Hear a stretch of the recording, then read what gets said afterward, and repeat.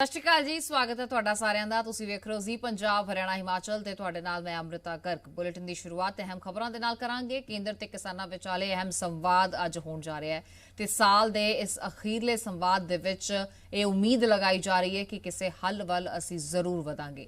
ਕਿਸਾਨਾਂ ਦੇ ਨਾਲ ਗੱਲਬਾਤ ਨੂੰ ਲੈ ਕੇ ਕੇਂਦਰ ਵੱਲੋਂ ਵੀ ਮੰਥਨ ਕੀਤਾ ਜਾ ਰਿਹਾ ਹੈ।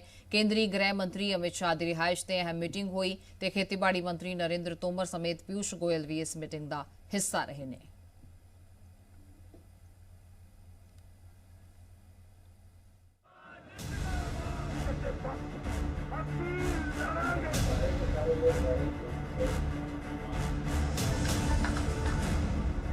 आप सबको और मेरे किसान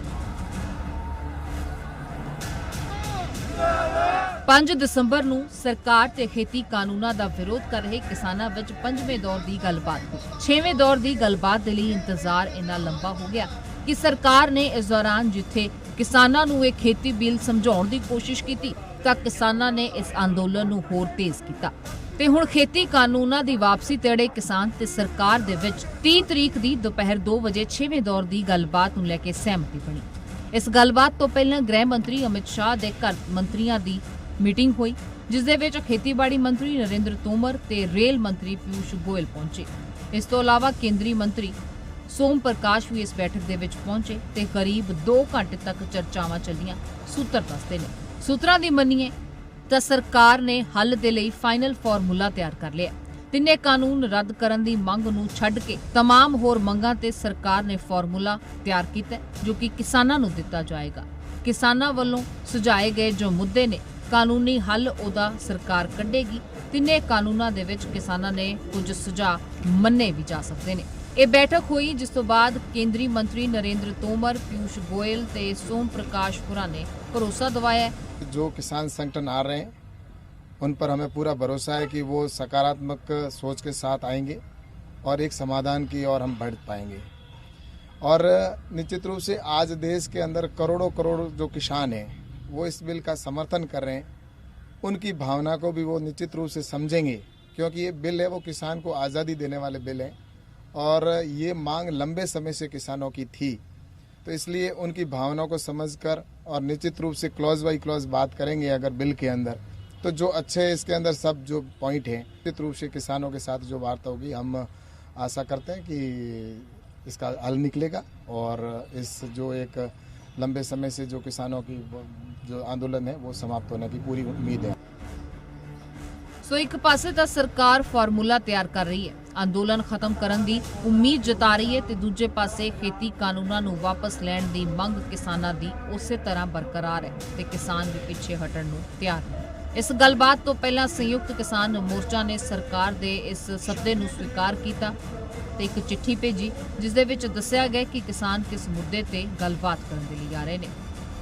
ਇਸ ਵਿੱਚ ਤਿੰਨੇ ਖੇਤੀ ਕਾਨੂੰਨਾਂ ਨੂੰ ਰੱਦ ਕਰਨਾ, MSP ਤੇ ਫਸਲ ਦੀ ਖਰੀਦ ਨੂੰ ਕਾਨੂੰਨੀ ਗਾਰੰਟੀ ਦੇਣਾ, ਪ੍ਰਦੂਸ਼ਣ ਨੂੰ ਲੈ ਕੇ ਜੋ ਨਵੇਂ ਕਾਨੂੰਨ ਬਣਾਏ ਗਏ ਨੇ ਸਜ਼ਾ ਦੇ ਪ੍ਰਾਵਧਾਨ ਤੋਂ ਕਿਸਾਨਾਂ ਨੂੰ ਬਾਹਰ ਰੱਖਣਾ ਤੇ ਇਸ ਤੋਂ ਇਲਾਵਾ ਬਿਜਲੀ ਸੋਧ ਬਿੱਲ ਤੇ ਕਿਸਾਨ ਚਰਚਾ ਕਰਨ ਦੇ ਲਈ ਪਹੁੰਚ ਰਹੇ ਨੇ। ਸਰਕਾਰਾਂ ਨੂੰ ਲਿਖੀ ਗਈ ਇਸ ਚਿੱਠੀ ਦੇ ਅੰਤ ਦੇ ਵਿੱਚ ਕਿਸਾਨ ਲਿਖਦੇ ਨੇ ਕਿ ਜੇ ਮੁੱਦਿਆਂ ਦਾ ਹੱਲ ਕੱਢਣਾ ਹੈ, ਜੇ ਤਰਕਪੂਰਨ ਗੱਲ ਕਰਨੀ ਹੈ ਤਾਂ ਜ਼ਰੂਰੀ ਹੈ ਕਿ ਇਸੇ ਏਜੰਡੇ ਦੇ ਮੁਤਾਬਕ ਗੱਲਬਾਤ ਚੱਲੇ। हमारे जा रहे हैं एजेंडा उनको दे दिया है। स्वामीनाथन कमेटी की रिपोर्ट, NGT के कानून जो 3 बिल आए हैं ये वापसी हो, MSP पर कानून बने, ये सारा एजेंडा हमने सरकार को दे दिया है। इसी एजेंडे पर हम बात करेंगे। कोई फार्मूला है राकेश जी हल निकालने का? हाँ, फार्मूला तो है, बिल वापसी ले लो, फार्मूला निकलेगा फिर। ਸੋ ਕੁੱਲ ਮਿਲਾ ਕੇ ਤਿੰਨੇ ਕਾਨੂੰਨਾਂ ਨੂੰ ਵਾਪਸ ਲੈਣ ਦੀ ਮੰਗ ਤੇ ਕਿਸਾਨ ਅੜੇ ਨੇ ਤੇ ਇੱਕ ਅਜਿਹਾ ਮੁੱਦਾ ਹੈ ਜੋ ਕਿਸਾਨ ਅੰਦੋਲਨ ਦੇ ਖਤਮ ਹੋਣ ਦੇ ਆੜੇ ਆ ਰਿਹਾ ਹੈ। ਹੁਣ ਸਵਾਲ ਇੱਥੇ ਉੱਠਦਾ ਹੈ ਕਿ ਸਰਕਾਰ ਇਸ ਮੰਗ ਨੂੰ ਮੰਨੇਗੀ ਕਿ ਕਿਸਾਨਾਂ ਦੀ ਇਸ ਮੰਗ ਅੱਗੇ ਸਰਕਾਰ ਝੁਕੇਗੀ, ਕਿਉਂਕਿ ਇਸੇ ਵਿਚਕਾਰ ਲਗਾਤਾਰ ਅਜਿਹੇ ਬਿਆਨ ਵੀ ਆ ਰਹੇ ਨੇ ਕਿ ਇਸ ਅੰਦੋਲਨ ਦਾ ਸਿਆਸੀਕਰਨ ਕੀਤਾ ਗਿਆ, ਵਿਰੋਧੀ ਪਾਰਟੀਆਂ ਕਿਸਾਨਾਂ ਨੂੰ ਭੜਕਾ ਰਹੀਆਂ। ये केंद्र का कानून है, निश्चित रूप से अच्छा है। और ये कांग्रेस जो है जिन्होंने 60 साल किसान को धोखे में रखा और अभी भी विपक्ष है, ये कम्युनिस्ट हैं ये लोग और इनको गुमराह करने की कोशिश कर रहे हैं। पंजाब के भाइयों से मैं तो निवेदन करूंगा कि राजनीतिक किसी का मोहरा न बन के और देश के हित में और किसान के हित में ये बिल हैं। ਸੋ ਕਿਸਾਨਾਂ ਨੇ ਸਰਕਾਰ ਨੂੰ ਇਸ ਦੌਰਾਨ ਅਲਟੀਮੇਟਮ ਵੀ ਦਿੱਤਾ ਹੈ ਕਿ ਜੇ ਗੱਲ ਨਾ ਬਣੀ ਤਾਂ ਅੰਦੋਲਨ 'ਚ ਹੋਰ ਸਖਤੀ ਕੀਤੀ ਜਾਏਗੀ, ਇਸ ਨੂੰ ਹੋਰ ਤੇਜ਼ ਕੀਤਾ ਜਾਏਗਾ। ये वैचारिक क्रांति है।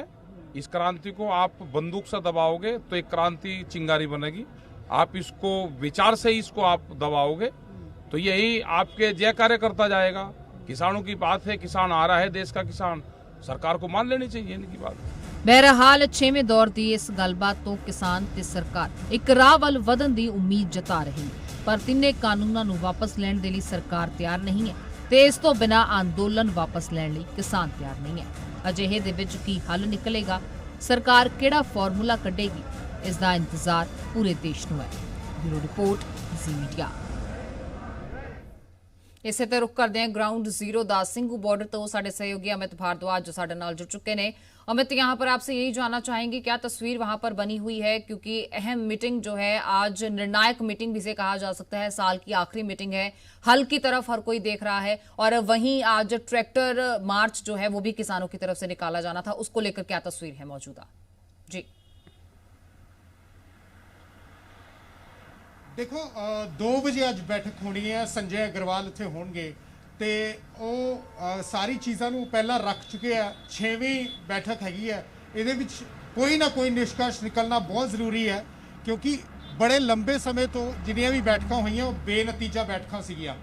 ਔਰ ਅਗਰ ਗੱਲ ਕਰੀਏ ਦੋਨੋਂ ਹੀ ਧੜੇ ਚ, ਭਾਵੇਂ ਸਰਕਾਰ ਹੈ ਭਾਵੇਂ ਕਿਸਾਨਾਂ ਦੀ ਜਿਹੜੀ ਜਥੇਬੰਦੀਆਂ ਨੇ, ਉਹ ਬਿਲਕੁਲ ਆਪਣੀ ਆਪਣੀ ਗੱਲ ਤੇ ਅੜੇ ਹੋਏ ਆ। ਸਰਕਾਰ ਕਹਿ ਰਹੀ ਹੈ ਵੀ ਕਿਸਾਨਾਂ ਦੇ ਹਾਲਾਤ ਪਹਿਲਾਂ ਠੀਕ ਨਹੀਂ ਸੀਗੇ, ਹੁਣ ਜਿਹੜਾ ਹੈ ਇਹ ਬਿੱਲ ਆਉਣ ਤੋਂ ਬਾਅਦ ਕਿਸਾਨਾਂ ਦੇ ਹਾਲਾਤ ਜਿਹੜੇ ਆ ਉਹ ਠੀਕ ਹੋਣਗੇ। ਅੱਜ ਰੱਖਿਆ ਮੰਤਰੀ ਨੇ ਵੀ ਜਿਹੜਾ ਆਪਣਾ ਬਿਆਨ ਦਿੱਤਾ, ਉਹਨਾਂ ਨੇ ਇਹੀ ਕਿਹਾ ਹੈ ਕਿ ਸਾਡੀ ਜਿਹੜੀ ਸਰਕਾਰ ਹੈ ਉਹ ਬਹੁਤ ਜ਼ਿਆਦਾ ਕੰਸਰਨ ਹੈ। ਜਦੋਂ ਸਰਕਾਰ ਨਹੀਂ ਵੀ ਸੀ, ਅਸੀਂ ਕੈਂਪੇਨ ਤੇ ਜਾਂਦੇ ਸੀ, ਉਸ ਵੇਲੇ ਵੀ ਅਸੀਂ ਕਿਸਾਨਾਂ ਦੀ ਗੱਲ ਕਰਦੇ ਸੀ। ਪ੍ਰਧਾਨ ਮੰਤਰੀ ਵੀ ਕਿਸਾਨਾਂ ਦੇ ਵੱਲ, ਕਿਸਾਨਾਂ ਦੇ ਹੱਕ ਦੀ ਗੱਲ ਜਿਹੜੀ ਹੈ ਉਹ ਰੱਖਣਾ ਚਾਹੁੰਦੇ ਵੀ ਕਿਸਾਨ ਜਿਹੜਾ ਉਹਦੇ ਹਾਲਾਤ ਜਿਹੜੇ ਆ ਉਹ ਬਿਲਕੁਲ ਸਹੀ ਹੋ ਜਾਣ। ਕਿਉਂਕਿ ਜਿਸ ਤਰ੍ਹਾਂ ਲਗਾਤਾਰ ਅਸੀਂ ਪੰਜਾਬ 'ਚ ਵੀ ਅਗਰ ਦੇਖ ਰਹੇ ਹਾਂ, लगातार जी न्यूज़ ने रिपोर्टिंग की है, उस तो बाद किसान दिल्ली पहुंचे, उस तो पहला के जोड़े हालात से वो भी असी दिखाए। उस तो पहला जिस तरह उत्थे विलेजेस ऑफ विडोज बन रहे थे, तुम आ देखो किसानों के सुसाइड लगातार हो रहे थे। उस सारिया चीज़ों को वेखते हुए जी जी न्यूज़ ने रिपोर्टिंग की थी, उस तो बाद वो सारिया चीज़ों को दिखाया।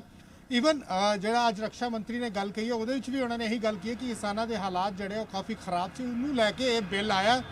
ਇਹ ਦੋਗੁਣੀ ਤਿਗੁਣੀ ਜਿਹੜੀ ਹੈ ਤਰੱਕੀ ਕਰਾਏਗਾ ਕਿਸਾਨਾਂ ਦੀ, ਉਹਨਾਂ ਦੀ ਇਨਕਮ ਵਧਾਏਗਾ ਤੇ ਇਹ ਬਹੁਤ ਇੰਪੋਰਟੈਂਟ ਚੀਜ਼ ਹੈ ਜਿਹੜੀ ਕਿ ਆਣੀ ਜ਼ਰੂਰੀ ਹੈ। ਹਾਂ, ਅਸੀਂ ਕਿਸਾਨਾਂ ਦਾ ਸਨਮਾਨ ਕਰਦੇ ਹਾਂ, ਜੇ ਕਿਸਾਨ ਆ ਕੇ ਗੱਲ ਕਰਨ ਤੇ ਆਪਣੀ ਚੀਜ਼ਾਂ ਨੂੰ ਰੱਖਣ, ਅਸੀਂ ਵੀ ਆਪਣੀ ਚੀਜ਼ਾਂ ਨੂੰ ਰੱਖੀਏ। ਕੋਈ ਵਿੱਚ ਦਾ ਰਸਤਾ ਜ਼ਰੂਰ ਨਿਕਲਣਾ ਚਾਹੀਦਾ, ਜਿਹੜੇ ਸੰਸ਼ੋਧਨ ਉਹ ਵੀ ਹੋਣੇ ਚਾਹੀਦੇ। ਕਿਸੇ ਤਰ੍ਹਾਂ ਦੇ ਡਰਨ ਦੀ ਕੋਈ ਲੋੜ ਨਹੀਂ ਹੈ ਕਿਸਾਨ ਨੂੰ, ਉਹ ਆ ਕੇ ਇੱਥੇ ਬੈਠ ਕੇ ਗੱਲ ਕਰੇ। ਲੇਕਿਨ ਕਿਸਾਨ ਲਗਾਤਾਰ ਜਿੱਦਾਂ ਤੁਸੀਂ ਦੇਖ ਰਹੇ ਹੋ ਵੀ ਸਿੰਘੂ ਬਾਰਡਰ ਹੋਵੇ, ਟਿਕਰੀ ਬਾਰਡਰ ਹੋਵੇ, ਭਾਵੇਂ ਤੁਸੀਂ ਗਾਜੀਪੁਰ ਦੀ ਗੱਲ ਕਰੋ, जितने भी जगह ते किसानों के प्रोटेस्ट चल रहे, वो एको गल साफ कह रहे हैं कि किसान दे विरोधी है ये बिल।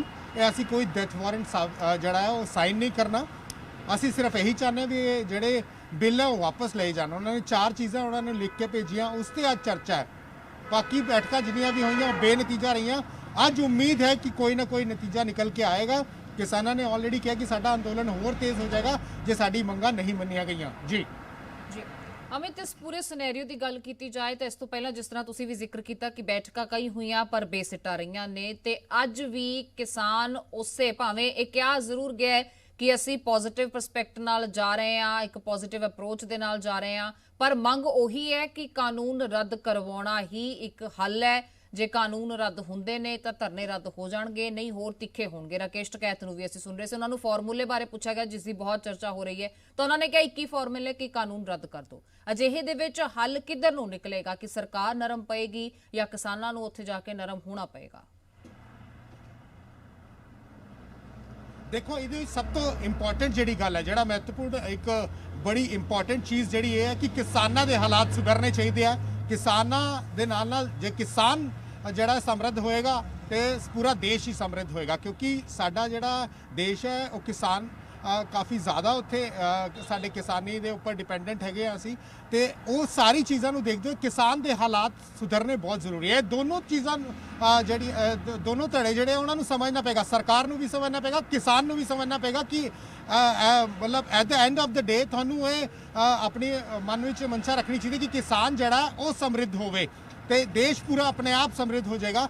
ਇਹੀ ਚੀਜ਼ਾਂ ਨੂੰ ਆਪਣੇ ਹੱਥ 'ਚ ਰੱਖਦੇ ਹੋਏ ਆਪਣੀ ਗੱਲ ਨੂੰ ਰੱਖਣਾ ਟੇਬਲ ਤੇ, ਉਸੇ ਦੇ ਨਾਲ ਹੀ ਜਿਹੜਾ ਹੈ ਉਹ ਕਿਸਾਨਾਂ ਦਾ ਸੁਧਾਰ ਹੋ ਪਾਏਗਾ ਔਰ ਜਿਹੜੀ ਸਰਕਾਰ ਦੀ ਗੱਲ ਹੈ ਉਹਨਾਂ ਨੂੰ ਸਮਝ ਆਏਗੀ। ਕਈ ਵਾਰ ਇਹ ਹੁੰਦਾ ਕਿ ਤੁਹਾਡਾ ਜਿਹੜਾ ਤੁਸੀਂ ਆਪਣੀ ਗੱਲ ਰੱਖਦੇ ਹੋ, ਤੁਸੀਂ ਦੂਸਰੇ ਨੂੰ ਸੁਣਦੇ ਨਹੀਂ ਹੋ। ਇਹ ਹੋ ਸਕਦਾ ਕਿ ਸਰਕਾਰ ਵੱਲ ਵੀ ਇਹੀ ਗੱਲ ਕਹਿ ਰਹੇ ਹੈ ਲੋਕੀ, ਲੇਕਿਨ ਸਭ ਤੋਂ ਵੱਡੀ ਔਰ ਸਭ ਤੋਂ ਮਹੱਤਵਪੂਰਨ ਗੱਲ ਹੈ ਕਿ ਕਿਸਾਨ ਦੇ ਹਾਲਾਤ ਸੁਧਰਨੇ ਚਾਹੀਦੇ, ਉਹ ਚਾਹੇ ਕਿਸੇ ਵੀ ਤਰ੍ਹਾਂ ਨਾਲ ਹੋਣ, ਭਾਵੇਂ ਉਹ ਕਾਨੂੰਨ ਆਉਣ ਦੇ ਨਾਲ ਹੋਣ ਜਾਂ ਕਾਨੂੰਨ ਰੋਕੇ ਜਾਣ ਨਾਲ, ਕਿਉਂਕਿ ਕਿਸਾਨ ਦੇ ਹਾਲਾਤ ਜਿਹੜੇ ਆ ਉਹ ਸੁਧਰਨੇ ਚਾਹੀਦੇ, ਕਿਉਂਕਿ ਕਾਫੀ ਜ਼ਿਆਦਾ ਘਰ 'ਚ ਚਲੇ ਗਏ ਆ ਕਿਸਾਨ, ਉਹਨਾਂ ਦੇ ਹਾਲਾਤ ਬਹੁਤ ਜ਼ਿਆਦਾ ਖਰਾਬ ਨੇ। ਅਗਰ ਕੋਈ ਨਿਸ਼ਕਰਸ਼ ਨਹੀਂ ਨਿਕਲਦਾ ਤਾਂ ਕਿਸਾਨ ਡੁੱਬਦਾ ਹੀ ਚਲਾ ਜਾਏਗਾ।